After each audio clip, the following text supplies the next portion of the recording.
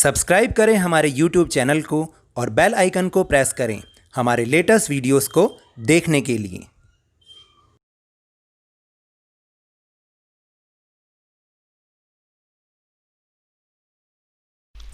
Hello and welcome to Lovneesh sir की class.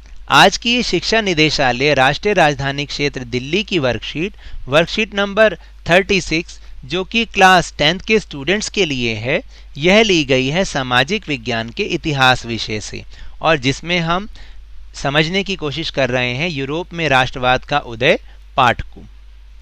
तो worksheet शुरू करने से पहले थोड़ा सा आपको बता दूं कि पिछली वर्कशीट से मैंने एक नया सेक्शन अपनी वर्कशीट में जोड़ा है।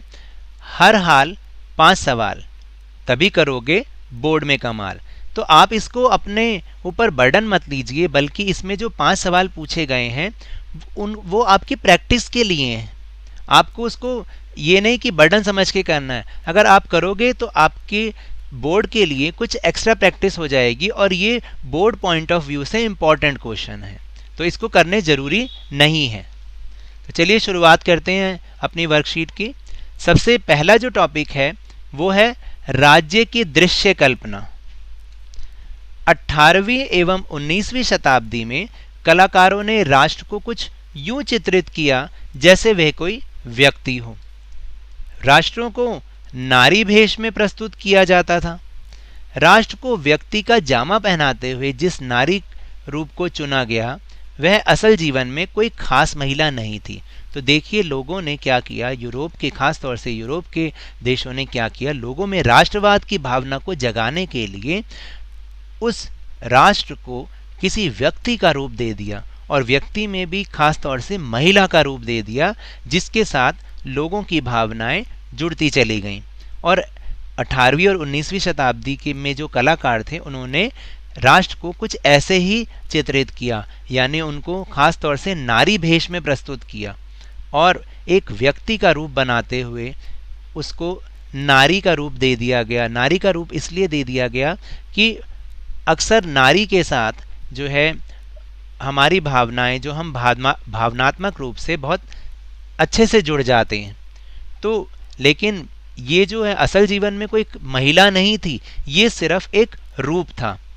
यह तो राष्ट्र के अमूर्त विचार को ठोस रूप प्रदान करने का प्रयास था, यानी नारी की छवि राष्ट्र का रूपक बन गई। कहने का मतलब ये था कि अब राष्ट्र को नारी की छवि से जाना जाने लगा। फ्रांस में उसे लोकप्रिय ईसाई नाम मारियाना दिया गया, जिसने जन राष्ट्र के विचार को रेखांकित किया। फिर इसी प्रकार जर्मेनिया जर्मन राष्ट्र का रूपक बन गई। तो देखिए किस तरह से फ्रांस में जो देश को एक लेडी का रूप दिया गया जिसका नाम मारियाना रखा गया और इसने ही जन राष्ट्र के विचार को लोगों तक पहुंचाया और लोगों को उससे जुड़ने का अवसर प्रदान किया। इसी तरह जो जर्मन राष्ट्र की रूपक थी वो थी जर्मेनिया। और अगर हम इसकी तुलना अपने देश से करें तो आप देखिए हमारे देश को भी तो एक नारी का ही रूप दिया गया, तभी तो हम कहते हैं भारत माता। और क्योंकि माता का रूप दिया गया तो उससे तो हम सबकी भावनाएं जुड़ी हैं। अगर कोई भी हमारे देश का अपमान करेगा तो फिर वो बच नहीं पाएगा, तो इसलिए इसको माता का रूप दिया गया। चलिए अब बात करते हैं अपने नेक्स्ट टॉपिक की, फ्रैंकफर्ट संसद।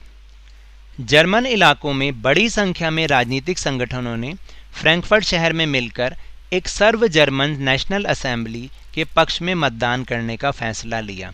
यानी जितने भी राजनीतिक संगठन थे उन्होंने मिलकर फ्रैंकफर्ट शहर में एक सर्व जर्मन नेशनल असेंबली बनाने का फैसला लिया और फिर उसके लिए उसके पक्ष में मतदान किया।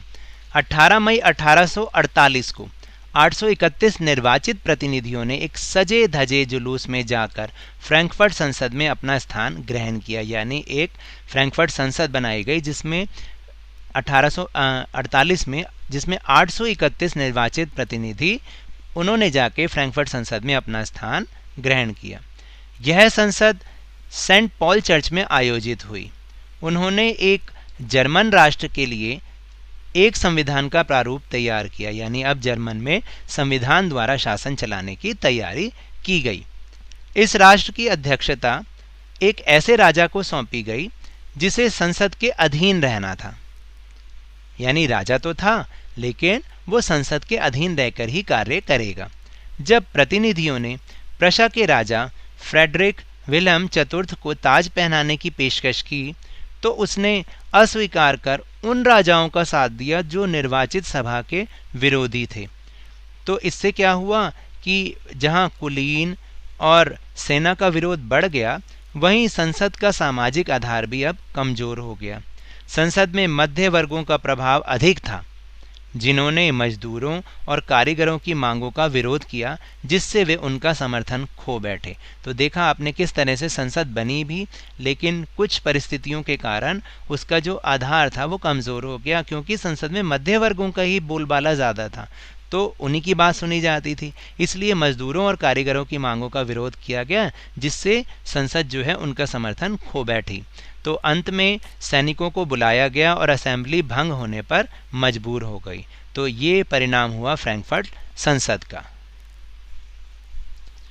फिर नेक्स्ट टॉपिक है राष्ट्रवाद के उदय में महिलाओं का क्या योगदान रहा। देखिए, महिलाओं का योगदान तो हर राष्ट्रवादी आंदोलन में रहा है। वो बात अलग है कि उनको उनके अधिकार नहीं दिए गए और उनके अधिकारों को लेने के लिए उन्हें बहुत लंबा इंतज़ार करना पड़ा, और ऐसा भी यहाँ पर भी यूरोप के देशों में भी ऐसा ही हुआ था। जैसे महिलाओं के योगदान में अगर हम देखें तो जो सबसे पहला पॉइंट है वो है राजनीतिक संगठन का निर्माण। यानी महिलाओं ने राष्ट्रवादी आंदोलनों में इतना बढ़ चढ़ के भाग लिया, और यहाँ तक कि उन्होंने अपने राजनीतिक संगठन भी बनाए और उनका निर्माण किया। फिर दूसरा जो पॉइंट है वो है कि समाचार पत्रों का प्रकाशन। इस बीच उन्होंने बहुत सारे समाचार पत्र का भी प्रकाशन किया, समाचार पत्रों में अपनी बात लिखी, जिसके जरिए वो अपने विचार दूसरे लोगों तक पहुंचा पाने में सफल हुए। फिर तीसरा था कि मताधिकार प्राप्ति हेतु संघर्ष। उन्होंने वोट डालने की पावर, जो मत अधिकार के लिए उन्होंने बहुत लंबा संघर्ष किया। फिर भी वो बात अलग है कि उन्हें इस फ्रैंकफर्ट संसद में तो मताधिकार से वंचित रखा गया। इसके अलावा बहुत सारे जो राष्ट्रवादी आंदोलन हुए उसमें राजनीतिक बैठकों में, प्रदर्शनों में इन महिलाओं ने बहुत हिस्सा लिया, लेकिन फिर भी कमोबेश उनकी स्थिति वैसी ही बनी रही। तो अगला टॉपिक है हमारा प्रतीकों का अर्थ। देखिए, प्रतीक जो है वो बहुत ज़्यादा महत्व रखते हैं। इन्हीं प्रतीकों के माध्यम से लोग भावनात्मक रूप से देश के साथ जुड़ जाते हैं। तो ऐसा ही यूरोप के देशों में भी हुआ। बहुत सारे प्रतीक वहाँ पर जैसे मूर्तियाँ बनाई गई और उनके ऊपर भी कुछ प्रतीक चिन्ह लगाए गए, जिनका अपना अपना अलग अलग महत्व था। तो अब हम इनके बारे में समझने की कोशिश करेंगे कि वो प्रतीक चिन्ह क्या थे और उनका क्या महत्व था। जैसे पहला प्रतीक चिन्ह टूटी हुई बेड़ियाँ। इसका मतलब क्या होता था? आज़ादी मिलना, यानी इसको इस चीज़ से दिखाया जाता था। फिर बाज छाप वाला कवच, जिसपे बाज बना होता था, तो वो था जर्मन समुदाय की प्रतीक शक्ति, उसके लिए वो इस चिन्ह का यूज़ करते थे। फिर है बलूत पत्तियों का मुकुट। ये इम्पॉर्टेंट भी है। बलूत पत्तियों का जो मुकुट है वो वीरता का प्रतीक था। फिर तलवार का जो प्रतीक चिन्ह था वो दिखाता था मुकाबले की तैयारी को। इसके बाद तलवार पे लिपटी जैतून की डाली, ये क्या दिखाती थी? शांति की चाह। यदि यूरोप का कोई राष्ट्र ऐसा कोई चित्र बनाता था तो इसका मतलब वो शांति चाहता है। फिर इसके बाद था कि काला, लाल और सुनहरा तिरंगा, ये उदारवादी राष्ट्रवादियों का झंडा हुआ करता था, उसका प्रतीक था। और आखिरी में है कि उगते सूर्य की किरणें, यानी उगते सूर्य की किरणों का प्रतीक जहाँ जहाँ दिखाया जाता था तो इसका मतलब होता था कि एक नए युग की शुरुआत। तो ये तो थे हमारे वर्कशीट के टॉपिक। अब हम चलते हैं अपने प्रश्नोत्तर की ओर। पहला प्रश्न है, राष्ट्रवाद के उदय में दृश्य रूपकों के योगदान पर चर्चा कीजिए। तो 18वीं और 19वीं शताब्दी में कलाकारों ने राष्ट्र को कुछ यूं चित्रित किया जैसे वे कोई व्यक्ति हों। राष्ट्रों को नारी भेष में प्रस्तुत किया जाता था। राष्ट्र को व्यक्ति का जामा पहनाते हुए जिस नारी रूप को चुना गया वह असल में कोई जीवन में कोई खास महिला नहीं थी। यह तो राष्ट्र के अमूर्त विचार को ठोस रूप प्रदान करने का एक प्रयास था, यानी कि नारी की छवि राष्ट्र का रूपक बन गई। फ्रांस में उसे लोकप्रिय ईसाई नाम मारियाना दिया गया, जिसने जन राष्ट्र के विचार को रेखांकित किया, और इसी प्रकार जर्मेनिया जर्मन राष्ट्र का रूपक बन गई। तो यही समझाया गया कि किस तरह से जो राष्ट्र की एक अमूर्त कल्पना है उसको एक रूप दिया गया। उसके बाद प्रश्न नंबर 2, राष्ट्रवाद के उदय में महिलाओं के योगदान पर चर्चा कीजिए, जैसे कि अभी अभी हमने चर्चा भी की थी। तो राष्ट्रवाद के उदय में महिलाओं का क्या योगदान रहा? जैसे पहला है कि राजनीतिक संगठन का निर्माण। राष्ट्रवादी आंदोलनों में महिलाओं ने सक्रिय रूप से भाग लिया और अपने राजनीतिक संगठन स्थापित किए। फिर दूसरा है कि समाचार पत्रों का प्रकाशन। महिलाओं ने बहुत सारे समाचार पत्रों का प्रकाशन भी किया। तीसरा है मताधिकार प्राप्ति हेतु संघर्ष। महिलाओं ने मताधिकार प्राप्ति के लिए बहुत संघर्ष किया, इसके बावजूद उन्हें असेंबली के जो चुनाव थे उसके दौरान मताधिकार से वंचित रखा गया।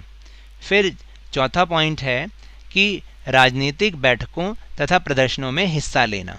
महिलाओं ने राष्ट्रवादी आंदोलनों के लिए बहुत सारी राजनीतिक बैठकों और प्रदर्शनों में हिस्सा लिया। फिर तीसरा प्रश्न है फ्रैंकफर्ट संसद के महत्व पर प्रकाश डालिए। तो उत्तर है कि जर्मन इलाकों में बड़ी संख्या में राजनीतिक संगठनों ने फ्रैंकफर्ट शहर में मिलकर एक सर्व जर्मन नेशनल असेंबली के पक्ष में मतदान का फैसला लिया, यानी उसको बनाने का फैसला लिया। 18 मई 1848 को 831 निर्वाचित प्रतिनिधियों ने एक सजे धजे जुलूस में जाकर फ्रैंकफर्ट संसद में अपना स्थान ग्रहण किया, यानी वहाँ पर जाके वो बैठे और काम शुरू किया उन्होंने। यह संसद सेंट पॉल चर्च में आयोजित हुई। उन्होंने एक जर्मन राष्ट्र के लिए एक संविधान का प्रारूप भी तैयार किया। इस राष्ट्र की अध्यक्षता ऐसे राजा को सौंपी गई जिसे संसद के अधीन रहना था। जब प्रतिनिधियों ने प्रशा के राजा फ्रेडरिक विल्हम चतुर्थ को ताज पहनाने की पेशकश की तो उसने उसे अस्वीकार करके उन राजाओं का साथ दिया जो निर्वाचित सभा के विरोधी थे। फिर जहां कुलीन वर्ग और सेना का विरोध बढ़ गया, वहीं संसद का सामाजिक आधार भी कमजोर हो गया। चौथा और आखिरी प्रश्न है विभिन्न प्रतीक चिन्हों के महत्व को लिखिए। तो उत्तर है कि जब एक अमूर्त विचार एक व्यक्ति या वस्तु के रूप में चित्रित किया जाता है तो उसे प्रतीक कहा जाता है। प्रतीक किसी शासक को एक चित्र या मूर्ति के रूप में तो अभिव्यक्त करना आसान है प्रतीक के द्वारा, लेकिन किंतु एक राष्ट्र को चेहरा देना बहुत मुश्किल काम है। इसलिए बहुत सारे प्रतीक चिन्हों के माध्यम से राष्ट्रवाद या राष्ट्र राज्यों को अभिव्यक्त किया गया। ये प्रतीक चिन्ह और उनका महत्व निम्नलिखित है। तो प्रतीक चिन्ह क्या है? टूटी हुई बेड़ियाँ, इसका मतलब आज़ादी मिलना। फिर दूसरा है बास छाप वाला कवच, इसका मतलब जर्मन समुदाय की प्रतीक शक्ति। तीसरा है बलूत पत्तियों का मुकुट, इसका मतलब है वीरता। चौथा है तलवार यानी मुकाबले की तैयारी। और पांचवा है तलवार पर लिपटी जैतून की डाली यानी शांति की चाह। फिर है काला, लाल और सुनहरा तिरंगा, इसका मतलब था, इसका महत्व था कि उदारवादी राष्ट्रवादियों का वो झंडा था।